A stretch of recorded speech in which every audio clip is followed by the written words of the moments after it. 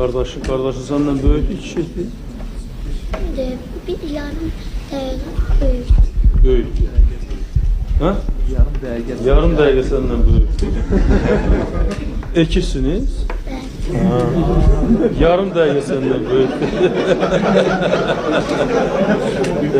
Belki bir dakika büyük. Yarım dakika olabilmez. Yani bir 10 dakika büyük olabilir. Bir damcı büyük. Bir damla. Yok. Sen ama anandan soruş ki ne?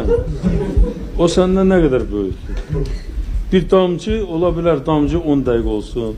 Olabilir sen dersen yarım dakika olsun. Olabilir yarım saat olsun. Öyle değil mi? Evet. Sen bunu müeyyenle. Adın nedir? Mugatil.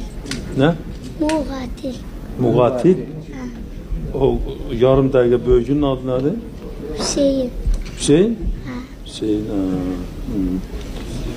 O yaxşı oynur ya sen yaxşı oynursun. İkimiz de yaxşı. İkiniz de. Kim odur?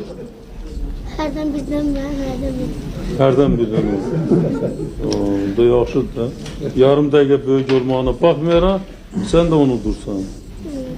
Çox sağ ol.